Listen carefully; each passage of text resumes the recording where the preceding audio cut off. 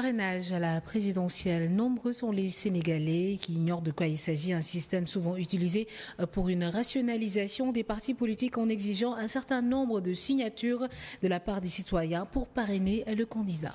Si cette loi passe à l'Assemblée nationale, tout candidat qui souhaite voir sa candidature validée doit réunir 60 000 signatures, un système qui pour le moment ne peut être appliqué au Sénégal, croit savoir Mouniaï Cissé de l'ONG 3D. Il est au micro de Mambé Ndiaye.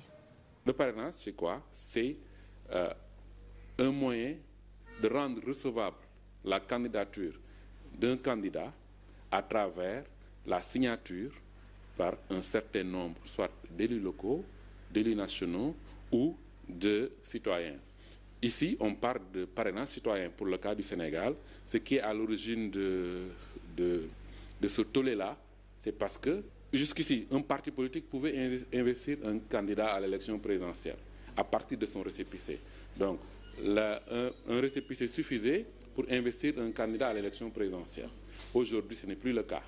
Aujourd'hui, si un parti politique veut investir un candidat à l'élection présidentielle, il va, au-delà de son récépissé, recueillir ce qui est prévu par la modification, au moins 1% des électeurs inscrits au fichier électoral. C'est ça, en fait, le parrainage. Mouniaï Cissé estime que c'est un système qui se présente sous plusieurs formes.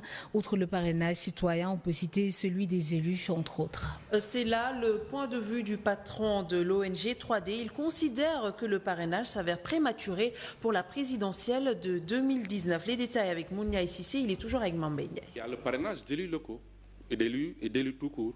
Par exemple, quand vous allez en France, c'est le parrainage d'élus nationaux. Quand vous allez dans d'autres pays également, il y a, comme dans la sous-région, comme le Mali et autres, il y a le parrainage par d'autres canaux que le canal citoyen. Bon. En France, par exemple, il y a eu des antécédents assez remarquables. Par exemple, lors de la dernière élection présidentielle, Ramayad n'a pas pu mobiliser le nombre de signatures requises, donc Ramayad n'a pas pu les mobiliser. Il y a eu aussi le cas de Marine Le Pen.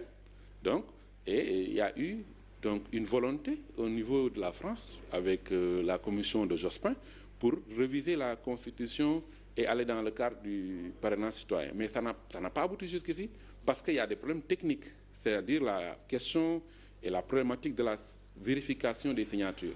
Au Sénégal, si vous voyez qu'il y a cette vague de contestation, c'est justement parce qu'il y a cette angoisse de ce qui s'est passé en 2012. Où Keba Kend n'a pas pu mobiliser 10 000 signatures. On veut passer maintenant de 10 000 signatures à 60 000 signatures. Vous voyez un peu ce que ça fait au niveau de la classe politique.